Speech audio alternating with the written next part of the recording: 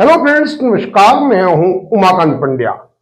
आज हम बात कर रहे हैं क्लास 10th की मैथ का चैप्टर नंबर 6 त्रिभुज।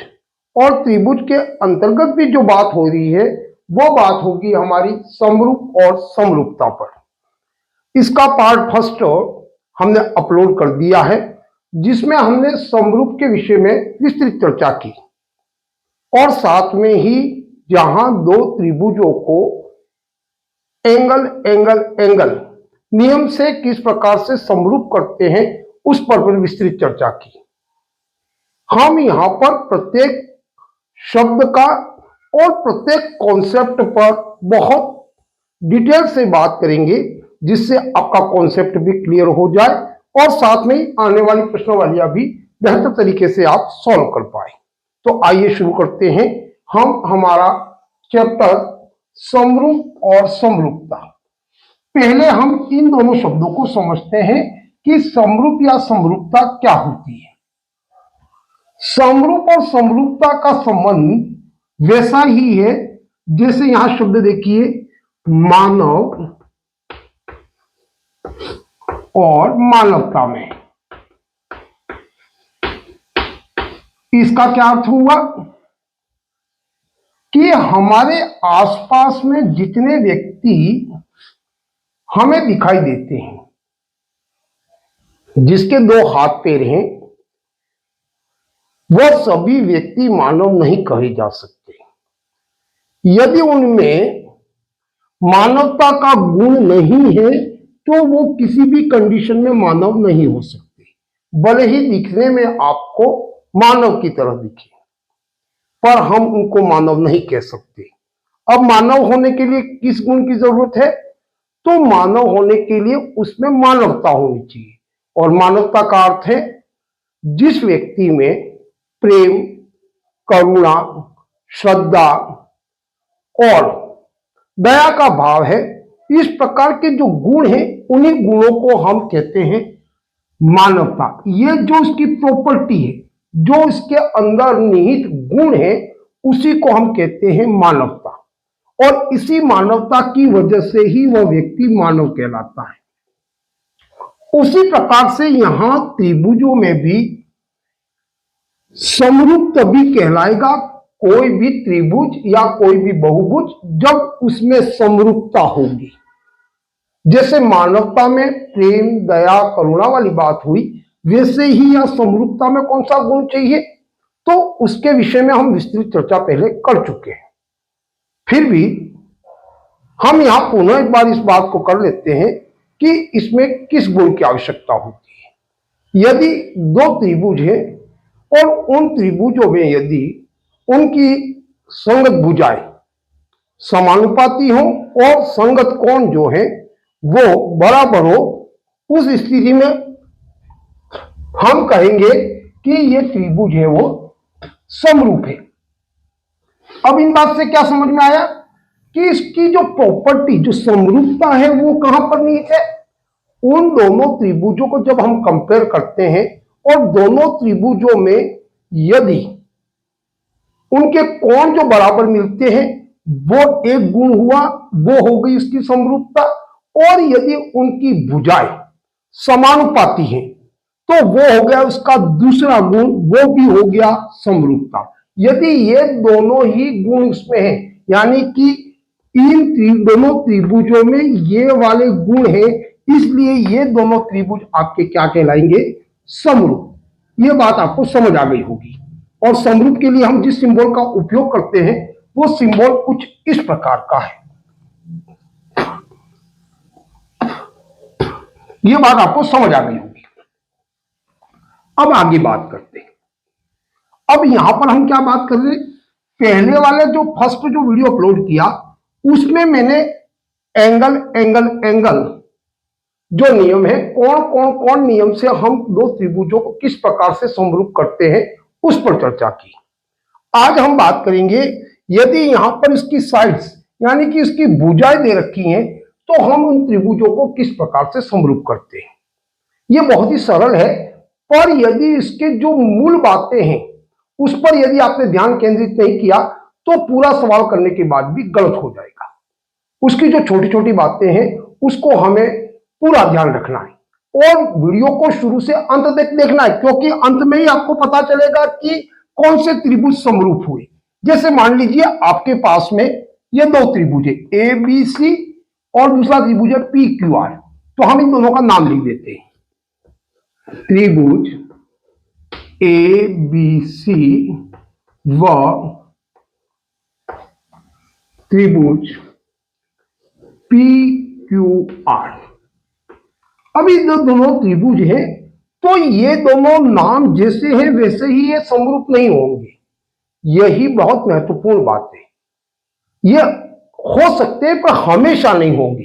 कभी कभी ये दोनों जैसे नाम लिखे वैसे ही समरूप हो जाते हैं, पर जब कभी परिस्थितियां बदलती हैं तो इसकी समरूपता में किसी एक के नाम में परिवर्तन आ जाता है, और वो परिवर्तन किस प्रकार से आ जाता है उसी पर हम यहाँ चर्चा करेंगे। इसके लिए मैंने यहाँ पर ये जो दो त्रिभुज लिए हैं वो एग्जाम्पल भी आपकी क्लास 10th की बुक से उठाया है। यदि आप चाहो तो इसमें देख सकते हैं। ये आपकी प्रश्नावली 6.3 का सवाल नंबर फर्स्ट के अंतर्गत जो सेकंड सवाल दे रखा है, पहले सवाल में सवाल नंबर 2 जो दे रखा है उसी को उठाया है, जिससे आप सरलता से इस बात को समझ जाए। अब देखिए यहां पर मैं क्या कहने जा रहा हूं, उस बात को बड़े ध्यान से देखिए कि हम भुजाओं को नाम को समानुपात के रूप में किस प्रकार से लिखते हैं। अब हमारे पास में हो गए ए बी सी व पी क्यू आर। यहां पर क्योंकि अभी हमारे पास में कोण नहीं है तो हम इसको भुजाओं को लेकर के समरूप करेंगे, क्योंकि इसमें भी त्रिभुज में एक ऐसा बहुभुज है जिसमें यदि आपको खाली कोण भी मिल गए, दो कोण भी समान मिल गए, तब भी ये दो त्रिभुज समरूप हो जाते हैं। यदि इनकी भुजाएं समानुपाती मिल गई तो भी ये दोनों त्रिभुज है वो समरूप हो जाते हैं। पर दूसरे बहुभुजों में इस प्रकार से नहीं है। दूसरे बहुभुज का मतलब जैसे चतुर्भुज और पंचभुज और दूसरे यदि बहुभुजों की बात करेंगे तो उसमें दोनों प्रॉपर्टियां होनी आवश्यक है। उसमें कोण और भुजाएं दोनों समानुपाती, भुजा है वो समानुपाती और कोण है वो बराबर, ये दोनों प्रॉपर्टियां इसमें नीट होंगी तभी वो दूसरे जितने बहुभुज होंगे वो आपके समरूप होंगे। पर यहां पर ऐसा नहीं है। त्रिभुज एक अकेला ऐसा बहुभुज है जिसमें से दोनों जो गुण दे रखे हैं समरूपता के लिए कि उसके जो संगत कोण है वो बराबर होने चाहिए और संगत भुजा है वो समानुपाती होनी चाहिए, इसमें से एक भी गुण मिल गया तो ये दोनों ही समरूप हो जाते हैं, क्योंकि एक के मिलने पर दूसरा उसमें स्वतः ही आ जाता है। उस पर भी हम विस्तृत चर्चा करेंगे, पर अभी इसको समझ लीजिए। अभी हम इसको, इसकी जो भुजा है उसको समानुपात के रूप में दिखाते हैं। शब्द क्या आता है? भुजाएं समानुपाती होनी चाहिए, संगत भुजाएं। समानुपाती शब्द देखिए, समानुपाती। समानुपाती का क्या मतलब है? समान अनुपात। और किसका समान अनुपात होना चाहिए? संगत भुजाओं का। और संगत भुजाएं कौन सी होंगी? इन सभी बातों को समझना यहां पर आवश्यक है। समान अनुपात का मतलब समझिए। अनुपात का मतलब यदि आपको पता है तो इस बात को आप बेहतर तरीके से समझ जाएंगे। अनुपात का मतलब क्या होता है? जब भी कोई दो व्यक्ति हो या कोई भी दो वस्तु है तो उनको अनुपात में देखने का मतलब हम ये देखते हैं वहां पर कि कोई एक वस्तु दूसरे से कितना गुना बड़ी या कितना गुना छोटी है। बस वही बात यहां पर भी देखनी है कि यहां, क्योंकि हमारे पास में इसकी समरूपता को देखने के लिए दो ही प्रकार की चीजें हैं, या तो इसकी भुजा है या फिर इसके कोण है। इसके अलावा उसके पास में कोई अवयव यानी कि कोई भी दूसरे पार्ट नहीं है। तो हमको दो ही पर फोकस करना है, एक तो उसकी भुजाओं पर और इसके कोण पर। तो अभी हमारे पास कोण भी नहीं है, खाली अब तो भुजा है और खाली भुजाओं को देख करके हमें करना है और इसके अनुपात को देखना है। यानी कि हम यहां पर देखेंगे कि कौन सा त्रिभुज किससे कितना गुना बड़ा है या कौन सा त्रिभुज किससे कितना गुना छोटा है।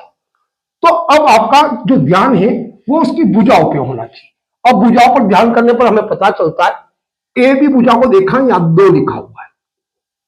देखिए पर यहां पर क्यू आर भुजा है वो 4 है और ए बी के अगर संगत ये वाली भुजा ले लेते 6 होता, 2 और 6 में भाग देंगे 3 हो जाएगा, ये 3 गुना। पर दूसरी भुजाओं को देखेंगे 3 गुना नहीं मिलेगा।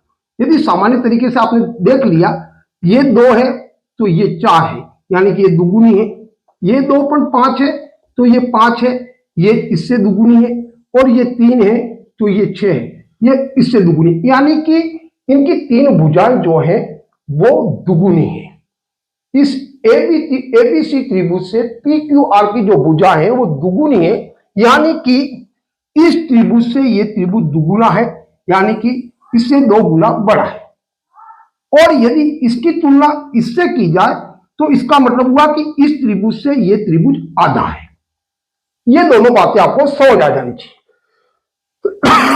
सॉरी, ये बात यदि आपको समझ में आ गई तो आप बहुत ही आसान तरीके से इसको हल कर पाएंगे।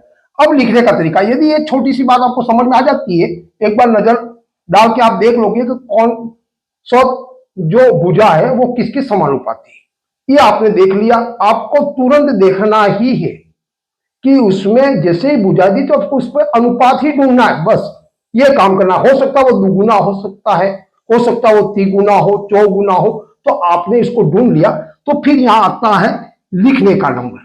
तो आप इन दोनों त्रिभुजों में से किसी भी एक त्रिभुज की भुजाओं को पहले लिख लीजिए। कैसे लिखेंगे उसका ढंग देखिए। यदि मैं यहां से एबीसी को उठाता हूं, ऐसा जरूरी नहीं है किसी को उठाना, आप चाहो तो इसको भी उठा सकते हो, पर मैं अभी इसको ले लेता हूं। भुजा को कैसे लिखेंगे, यहां से इसकी पहली भुजा के रूप में 2 लेटर्स लेंगे। यहां मैंने ले लिया मान लो ए बी। अब ए बी ले लिया तो यहां पर आप क्या करना, इसके बराबर में जितनी भुजा उसको भी साथ में लिखते जाइए। ए बी 2 है तो आपको 2 लिखना। यहां बराबर इतना नीचे क्यों लिखा उसको बाद में समझेंगे। यहां लाइन कर दीजिए और यहां पर भी लाइन करके 2। ए बी के बराबर कितना हो गया, 2। फिर आप दूसरी जो भुजा लिखोगे ए बी के बाद में एक लेटर को छोड़ दीजिए, बी सी। आप लिखिए यहां बी सी और फिर यहां लिख दीजिए बीसी का जो भी माप है 2.5। आप यहां लिख दीजिए 2.5 और एक लाइन खींच दीजिए।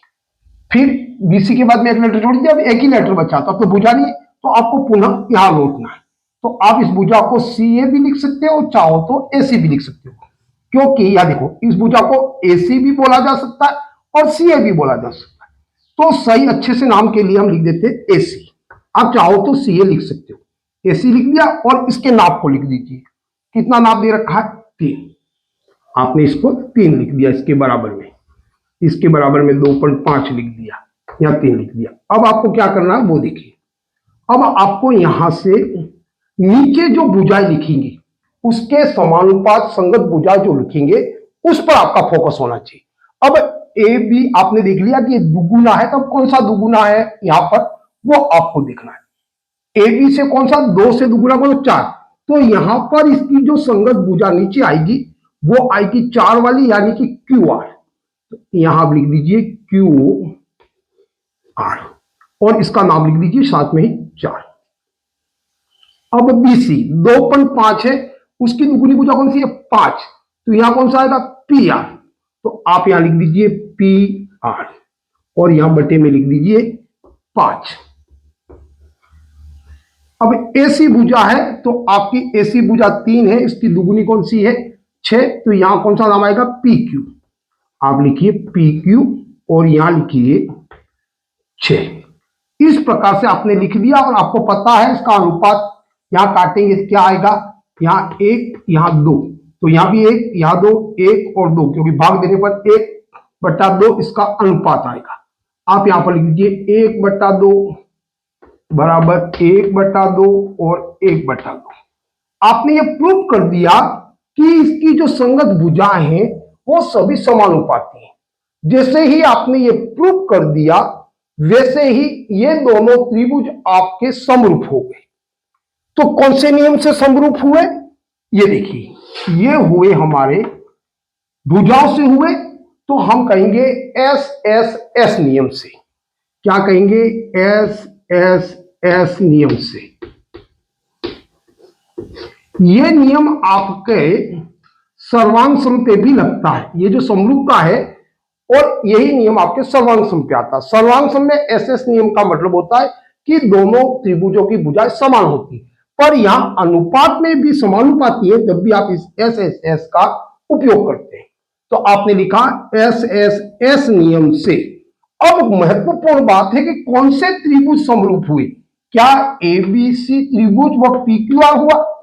अब यहां से पता लगेगा रियल में समरूप कौन से हुए। तो अब देखिए, पहला नाम आपने लिख ही दिया था, त्रिभुज एबीसी। अब इसके समरूप के लिए इस प्रकार का सिंबल, और कौन सा त्रिभुज अब आपके अनुपात में या संगत भुजाओं का जो समानुपात लिखा उसी के आधार पर यहां समरूप लिखेंगे। तो इसके लिए क्योंकि 3 लेटर्स आएंगे तो आप 3 लेटरों को के लिए आप 3 बिंदु कर दीजिए। अब यहां से किसको लेंगे, तो आपको अब यहां से पता करना, अब इन दोनों को नहीं देखना है, एबीसी समरूप पी क्यू आर नहीं लिखना है। अगर ऐसा लिखते हैं तो वो आपका गलत हो जाएगा। अब यहां से अब देखिए ए बी के, ये ए बी भुजा यहां पहले लिखी हुई है, तो इसके साथ में संगत भुजा कौन सी आई है, क्यू आर। तो आप सीधा यहां लिखिए क्यू आर।